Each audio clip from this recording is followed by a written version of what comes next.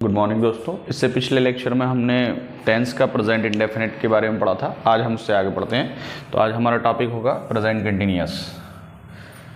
Present continuous. Present continuous में हमने देखा एक तो हमारे पास प्रेजेंट, हमारे टेंस प्रेजेंट है और उसमें हम कंटिन्यूअस के सेंटेंसेस बनाएंगे। तो अगेन हमें इसको समझने के लिए हमारे पास सब्जेक्ट जो चाहिए रहेंगे। तो सब्जेक्ट आपको पता है he, she, it, name, singular और एक you, we, they and plural और एक आई जो पिछली बार इस लाइन में था प्लूरल वाली लाइन में, अभी अलग लाइन में लिखेंगे इसको। तो हम यहाँ बोलते हैं कि इनके साथ क्या हेल्पिंग वर्ब यूज़ कर सकते हैं हम। तो इज़ यूज़ करेंगे इसके साथ यूज़ करेंगे आर, इसके साथ यूज़ करेंगे एम। और एक और यहाँ पे नया रूल आएगा, मेन वर्ब में हमेशा लगाएंगे आईएनजी। जैसे अगर गो हो तो हम लिखेंगे गोइंग, गो हो तो हमेशा क्या लिखेंगे गोइंग। जो भी मेन वर्ब होगी उसमें हम लगाएंगे आईएनजी। जैसे विजिट होगा तो विजिटिंग लगाएंगे। ठीक है, हम एक क्वेश्चन लेते हैं, क्वेश्चन से ज़्यादा अच्छे से समझ आएगा। जैसे मैंने बोला इसका सिंपल सेंटेंस बनाइए या सिंपल सेंटेंस या अफर्मेटिव बनाइए। तो अफर्मेटिव सेंटेंस कैसे बनेगा, जैसे दे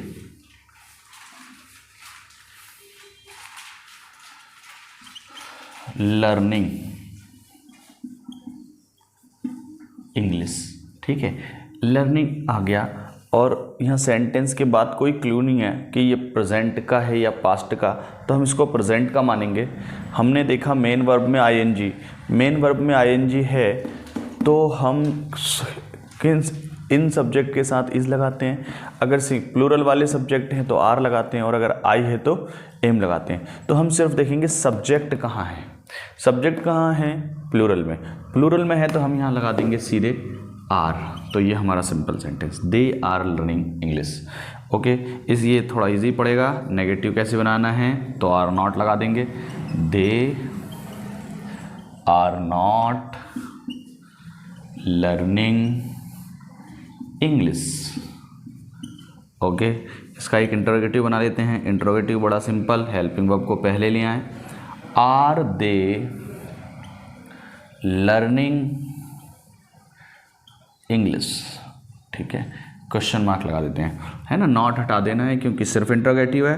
अगर हम इंट्रोगेटिव प्लस नेगेटिव बनाएंगे तो आर दे नॉट लगा देंगे लर्निंग इंग्लिश।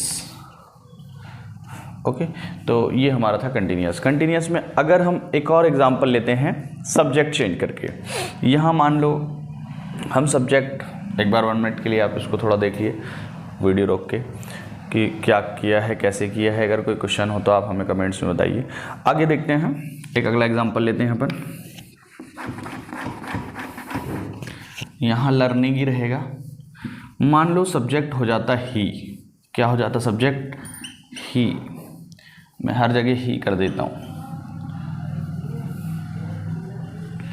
अब क्या हेल्पिंग वर्ब लगाएंगे, ही किन के साथ है, ही सिंगुलर के साथ। ही के साथ क्या हेल्पिंग वर्ब लग रही है, इज। तो हम यहाँ पे क्या लगाते हैं, इज।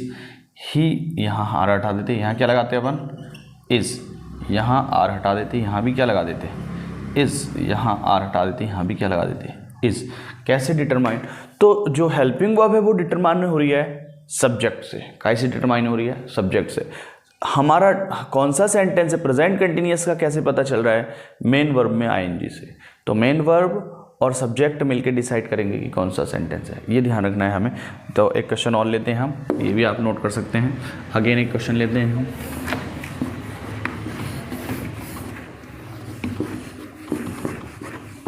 जैसे क्वेश्चन ने पूछा,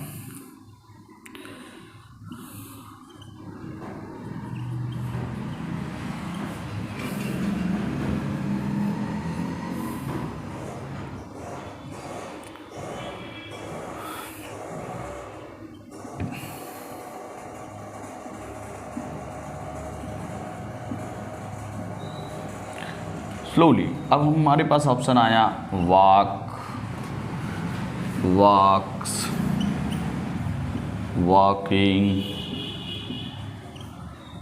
तो हम यहाँ देखेंगे, अब हमें इसमें से किसी एक को सिलेक्ट करना है। हमने देखा यहाँ इज़ आ गया है। इज़ किसका है? कंटिन्यूस का। कंटिन्यूस का है तो हम देखेंगे कि कंटिन्यूस में तो मेन वर्ब में क्या होना चाहिए? आईएनजी। ये मेन वर्ब है, वॉकिंग ये भी मेन वर्ब है, लेकिन आईएनजी कहाँ है? वॉकिंग में। तो हम यहाँ क्या लिखेंगे? वॉकिंग। ओके, और सेंटेंस कौन सा है? हेल्पिंग वर्ब पहले आई तो question mark, in the race. Okay, एक और एग्जांपल लेते हैं हम। यहाँ इस मोहन की बजाय कुछ कोई और वर्ड रख के देखते हैं, जैसे वी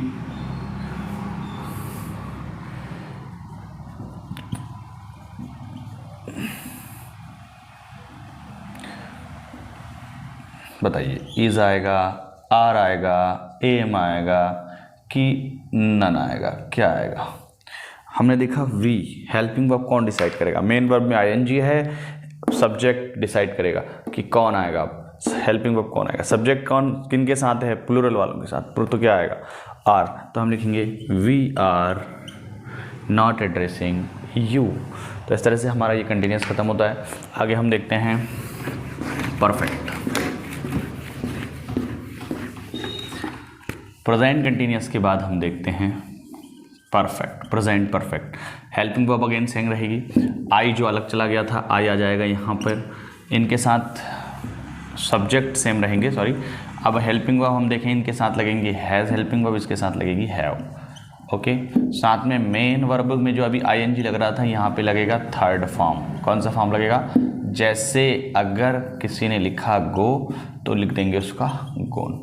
ठीक है, ये मेन चीज़ है, ये मेन फ्रेम है कि सब्जेक्ट ये होंगे तो हेल्पिंग वर्ब हैज़ लगाएंगे, सब्जेक्ट सिंगल प्लूरल वाले होंगे तो हेल्पिंग वर्ब हैव लगाएंगे। मेन वर्ब में हमेशा थर्ड फॉर्म, ऑलवेज, ऑलवेज। जैसे अभी पिछले वाले में भी हमें लिखना था ऑलवेज। ठीक है, ऑलवेज क्या आएगा? वहाँ पे आईएनजी आएगा पिछले में कंटिन्यूस में, और यहाँ पे थर्ड फॉर्म आएगा। आगे हम इसके सब्जेक्ट सेंटेंस बनाते हैं। तो हमने लिखा सिंपल। सिंपल को हम अफर्मेटिव बोलेंगे, अफर्मेटिव। सिंपल अफर्मेटिव में सबसे पहले हम शुरू करते हैं अलग अलग सब्जेक्ट लेके। तो हमने लिखा सी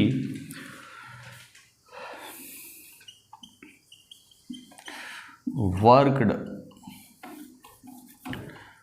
वर्कड, वर्कड हार्ड।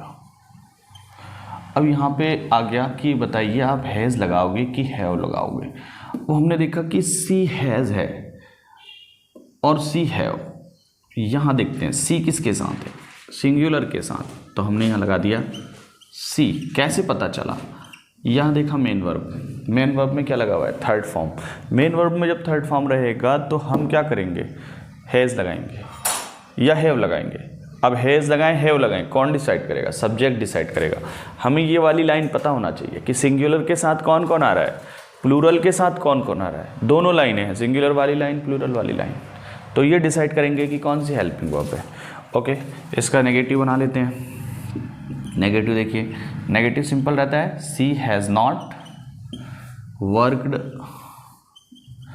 हार्ड। ठीक है, यहाँ पे ऐसा नहीं है कि थर्ड फॉर्म है तो फर्स्ट में चेंज करो, सेकंड में चेंज करो, थर्ड है थर्ड ही रहेगा। ओके, नेगेटिव के बाद हम देखते हैं इंट्रोगेटिव। इंट्रोगेटिव में लिखते हैं हेल्पिंग वर्ब पहले ले आते हैं, ये हमें पता है। इंट्रोगेटिव में हेल्पिंग वर्ब पहले आती है। हैज़ शी वर्कड हार्ड, और क्वेश्चन मार्क लगा देते हैं। इंट्रोगेटिव प्लस नेगेटिव पे चाहते हैं तो हम लिखते हैं has she not worked hard. Okay, तो ये इस तरह से 4 सेंटेंस, इसको आप एक बार नोट करिए और देखिए कैसे कैसे हुआ। अगर कोई फिर भी कोई प्रॉब्लम आती है तो आप हमें कमेंट्स करिए, तो हम उसको एक अनदर वीडियो में उसका सॉल्यूशन देंगे। ओके, ठीक है, प्रैक्टिस के लिए क्वेश्चन लेते हैं, देखते हैं। अगर मैंने यहाँ लिखा has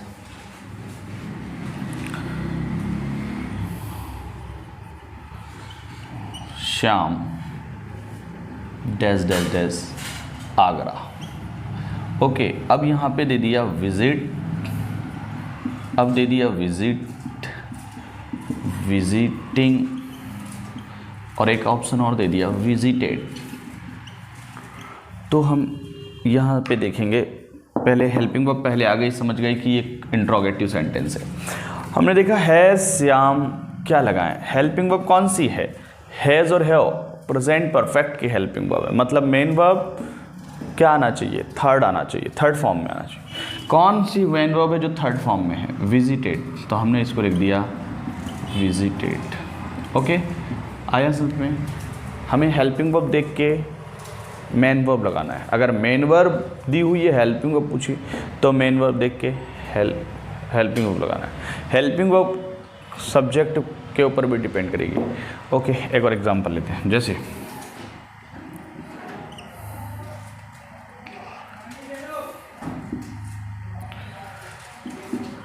finished my work. Okay, अब आपसे पूछा हैव आएगा, हैज़ आएगा, एम आएगा। ओके, अब हम देखते हैं कि यार आई मेन वर्ब में क्या लगा हुआ है, थर्ड फॉर्म लगा हुआ है। मेन वर्ब में थर्ड फॉर्म लगा है, मतलब परफेक्ट है। परफेक्ट के साथ हेल्पिंग वर्ब कौन है, हैज़ और हैव। हैज़ और हैव के लिए प्लूरल के साथ कौन है, आई। आई किन के साथ है, प्लूरल के साथ। प्लूरल हो तो क्या लगता है, हैव, तो हमने लगा दिया हैव। ओके, तो ये था अपना प्रेजेंट परफेक्ट। प्रेजेंट परफेक्ट के बाद हम देखते हैं present perfect plus continuous. Okay,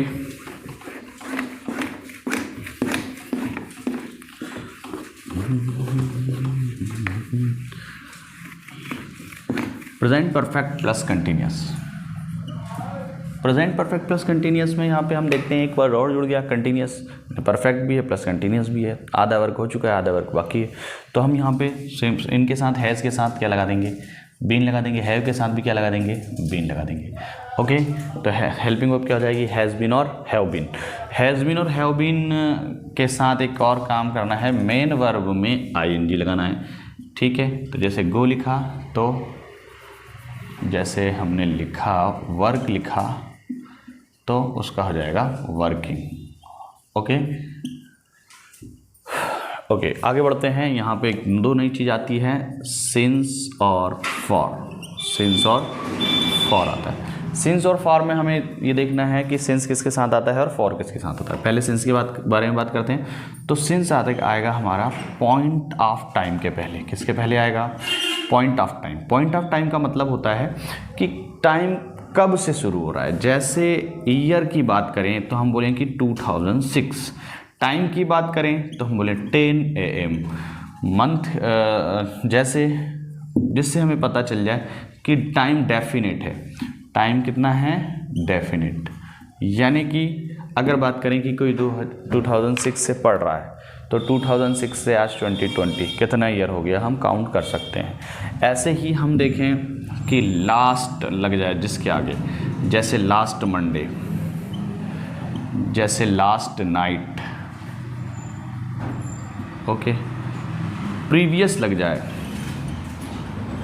इनके सबके आगे भी हमें क्या लगाना है, सिंस लगाना है। जैसे अगर हम बोलें कि last 2 hours, okay, last day लग जाए, डिकेड्स लग जाए, सेंचुरी लग जाए, यहाँ हमें क्या लगाना है, सिंस लगाना है। ओके, तो अब इसके बाद देखते हैं कि फॉर कहाँ लगता है। फॉर लगता है पीरियड ऑफ टाइम के पहले। Period of time. Period of time से क्या मतलब है, मतलब टाइम पीरियड डिसाइड नहीं है कब से कब का टाइम है, लेकिन टाइम पीरियड है। जैसे 2 year, 2 month, 2 day, 9 hour, 8 minute. Okay, तो ये पीरियड ऑफ टाइम है, या इसको इनडेफिनेट टाइम भी बोलेंगे, इनडेफिनेट टाइम। इसके आगे हम क्या लगाएंगे, पीरियड ऑफ टाइम के आगे हम लगाएंगे फॉर। ओके, तो इसको आप नोट करिए। इसके हम एग्जांपल्स लेते हैं। Okay,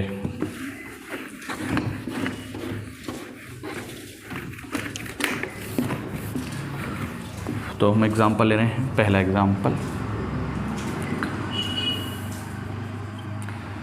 Ram has been preparing subspectra for since। बोलो अब क्या लगाओगे? सिंस लगाओगे, फॉर लगाओगे, फ्रॉम लगाओगे? बताइए क्या लगाएंगे। Ram has been preparing for subspectra, क्या लगाएंगे? तो हमने देखा कि ईयर का नाम आ गया, ईयर दे दिया, पॉइंट, तो हम यहाँ लगा देंगे सिंस। अगर यही बात ऐसी होती कि दे हो जाता, सब्जेक्ट बदल जाता, इस तरफ आ जाता, तो हैज़ की बजाय हम लगाते हैव बीन। सेम वर्ड लेते हैं, प्रिपेयरिंग फॉर SI,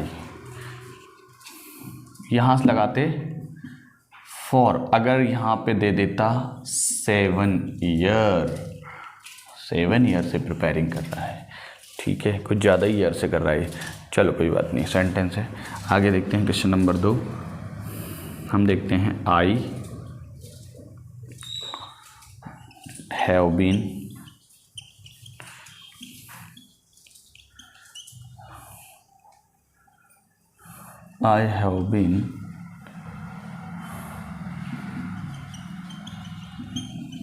टीचिंग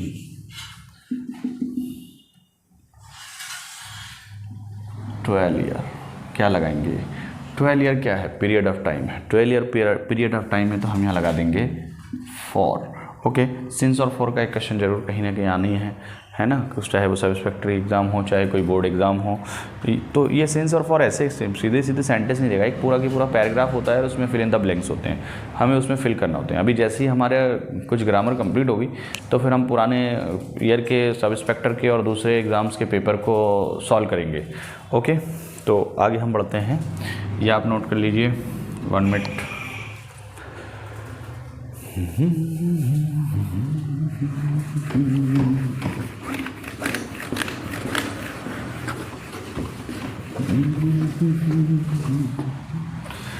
एक एग्जांपल लेते हैं हम कि सिंपल और नेगेटिव कैसे बनाते हैं इनको। सिंपल में हम देखते हैं, जैसे हमने लिख दिया यू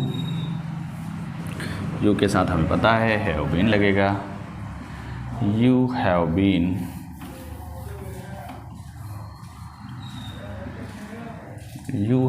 रनिंग,